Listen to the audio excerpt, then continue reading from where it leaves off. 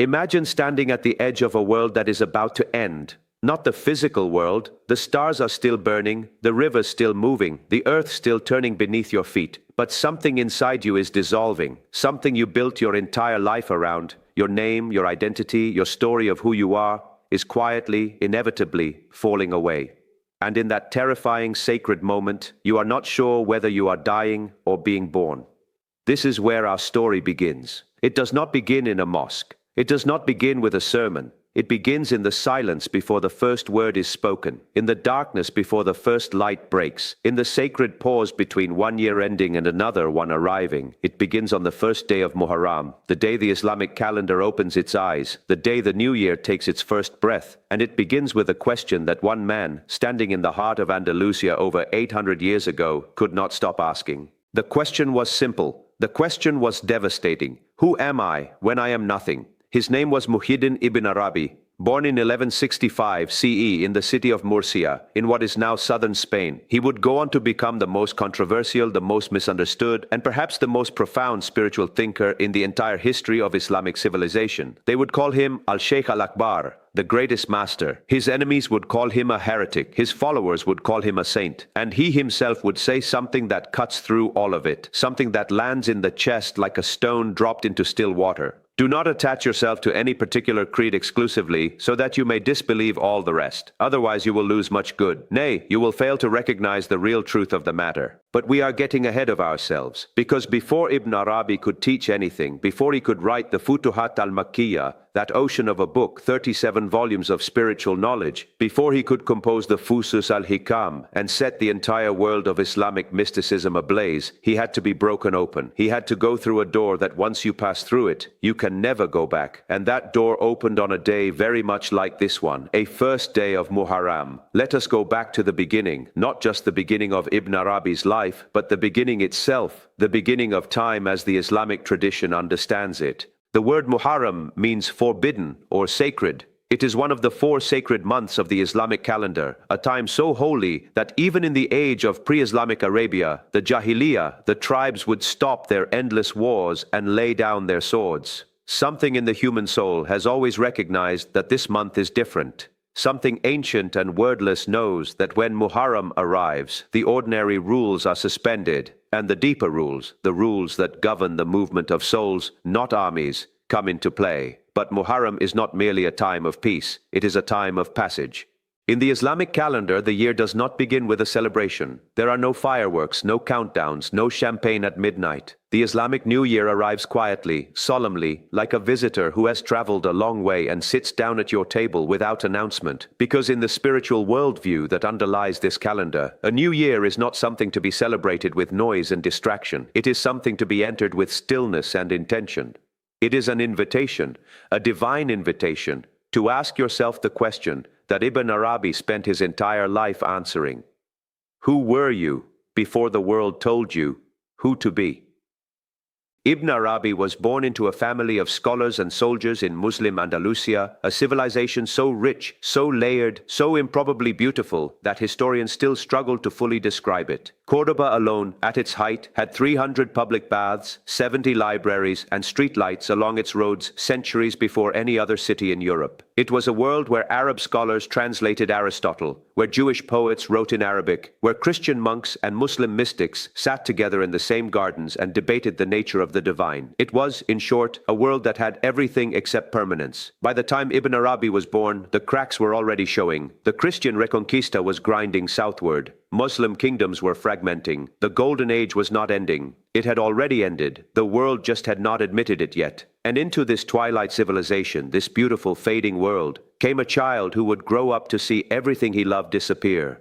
And somehow, impossibly, that disappearance would become his greatest teacher. Ibn Arabi's father was a soldier who later became a Sufi. His uncle was a scholar. The family was connected to power, but also to something deeper than power. From early childhood, young Muhyiddin showed signs of what we might now call unusual sensitivity. A porousness to invisible realities, a tendency to be struck by things that others walked past without noticing. The angle of a light on water, the expression in an old man's eyes, the sound of a word repeated so many times it loses its meaning and becomes something pure, something prior to meaning. When he was a young man, something happened that changed everything. He fell ill. The exact nature of the illness is debated. Some say it was a physical fever, others suggest it was a kind of spiritual crisis. What the historical accounts agree on is that during this illness, Ibn Arabi experienced something that cannot be fully described in ordinary language. He encountered, or was encountered by, a reality that he had no previous framework to understand. He saw, in whatever sense that word can apply to inner experience, the Prophet Muhammad, peace be upon him, and he saw accompanying him Moses and Jesus, peace be upon them both. When Ibn Arabi recovered, he was not the same person. And here is the thing that is very hard to explain to someone who has not experienced it, but that every genuine mystic throughout history has described in their own way. He did not feel that he had gained something. He felt that he had lost something. He felt that the person he used to be, the young man with ambitions and opinions and a clear sense of his own boundaries, had somehow become less solid, less fixed, less certain of where he ended and everything else began. This is the beginning of the mystical path in virtually every tradition, not the arrival of something, but the falling away of something. The great Sufi teachers call it Fana, annihilation. The Zen masters call it emptiness. The Christian contemplatives call it the dark night of the soul. The Hindu Vedantists call it the dissolution of the ego. The words are different. The experience they are pointing at is the same. Something you thought was real turns out to be a construction. And the moment that construction starts to crack, everything looks different. But here is what Ibn Arabi understood that many others did not. Fana is not the goal. Annihilation is not the destination. The self does not dissolve into God so that you can disappear. It dissolves so that God can see through your eyes, speak through your mouth, love through your hands. The name for this second stage is Baqa, subsistence or abiding. You come back. But you come back as something you were always meant to be, something that was buried underneath the noise of ordinary life. This is the journey. This is what the first day of Muharram is asking you to contemplate. In the Arab world, the New Year was traditionally marked not with celebration but with muhasaba, self-reckoning. The word comes from the same root as accounting, and the idea was exactly that. At the turning of the year, you sit with yourself the way an honest merchant sits with his ledgers. You look at what came in and what went out. Not money, but something more fundamental. Attention, presence, integrity, compassion. The year just passed. What did you do with it? Where did you scatter yourself? Where were you truly alive? Ibn Arabi took this practice to its ultimate conclusion. For him, muhasaba was not a once-a-year exercise. It was a continuous state of being. He lived in a condition of permanent self-examination, not in a neurotic, self-obsessed way, but in the way a musician constantly listens to the quality of each note. He was always asking, is this true? Is this coming from my deepest self? Or is this coming from fear, from habit, from the ego that wants to be seen and admired and safe? Because Ibn Arabi had a theory about the self. And it is one of the most extraordinary ideas in the history of human thought.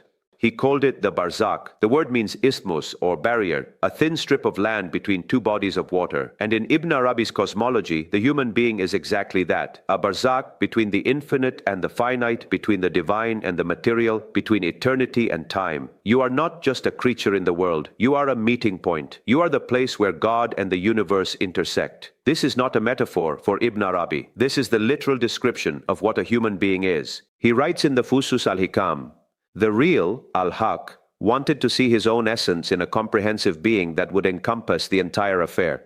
In other words, the cosmos exists so that God can know himself through it. And the human being is the mirror in which that self-knowledge becomes most complete, most clear, most conscious. You are not an accident. You are not a random collection of atoms that briefly became self-aware before dissolving back into dust. You are the universe's way of knowing itself. You are God's mirror. But here is the catch, and it is a devastating catch. The mirror only works when it is clean. When we are full of ourselves, full of our opinions, our grievances, our ambitions, our fears, our attachments to being right and being seen, the mirror is obscured. The reflection is distorted. The infinite light that wants to shine through us bounces back off the accumulated grime of our self-centeredness and never reaches its destination. We become opaque. We become islands. We become the very thing we most fear, alone. And this is why the spiritual path begins with loss. This is why the first day of Muharram is not a celebration. This is why it asks you to sit still, to look honestly, to let the things that are not real begin to fall away. Because you cannot be a clear mirror while you are still holding on to all the things you pretend to be. Ibn Arabi left Andalusia when he was in his mid-30s. He was a teacher by then. He had studied with dozens of masters. He had his own students. He was known and respected in the circles of Islamic scholarship and Sufi learning. But something in him was not finished. Some part of him was still waiting. And then, in 1201 CE, he had a dream, or a vision. The Arabic word ruya contains both meanings, in which he was instructed to travel east, to make the Hajj, to go to Mecca. He left everything he knew. He would never return to his homeland. The Andalusia of his childhood, the sophisticated, pluralistic, breathtaking civilization that had formed him, he would never see it again. And perhaps he knew this. Perhaps the great mystic who could read signs in the turning of stars and the movements of rivers understood, on some level, that the world of his birth was dying and that his path lay elsewhere. He arrived in Mecca and something extraordinary happened. He met a girl. Her name was Nizam, and she was the daughter of a Persian scholar named Sheikh Makin al-Din. She was described as beautiful and learned, well-versed in both the sciences and the spiritual teachings, possessed of a quality that the Arabic language calls nur, light. Not physical light, but the kind of light that some human beings carry with them, the kind that makes a room feel different when they enter it, that makes you feel seen in a way that goes deeper than ordinary seeing. Ibn Arabi wrote a collection of love poems about her. He called it Tarjuman al-Ashwaq, the interpreter of desires, or the translator of longing. And when people accused him of writing erotic poetry, of letting worldly desire into sacred space, he responded by writing a commentary on his own poems, explaining that every beautiful thing in the visible world is a theophany, a divine self-disclosure, a moment where the infinite makes itself knowable through the finite. Nizam was not just a woman he admired. She was for him a face of the divine reality that shows itself in all beautiful things.